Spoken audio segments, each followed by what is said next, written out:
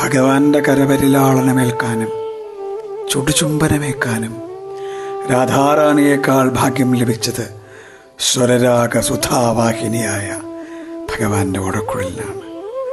കണ്ണൻ ഓടക്കുഴൽ വായിക്കുമ്പോൾ അറിയാതെ മിഴിയടയും. ഓടക്കുഴലിൻ്റെ കാതിൽ പ്രേമത്തോടെ അനംഗമന്ത്രം ഓതുകയാണോ എന്ന് ഗോപികമാർ കണ്ണനോട് പ്രണയപരിഭവം പറയും. പിഞ്ചുകുഞ്ഞിൻ്റെ ഹൃദയം പോലെ പരിശുദ്ധമാണ് ഓടക്കുഴൽ. അതിനാലാവാം കണ്ണൻ അവന് അധരസുധാരസം നൽകുന്നത്. നാരദൻ്റെ വീണയുടെ മുമ്പിൽ താൻ കേമനാണ് എന്നൊരു നാട്യമുണ്ട് കേട്ടോ. വൃന്ദാവനത്തിലെ മുളന്തണ്ടുകൾ സുഹൃതനിധികൾ, അവരുടെ വംശത്തിലാണല്ലോ ഈ വംശി ജനിച്ചത്.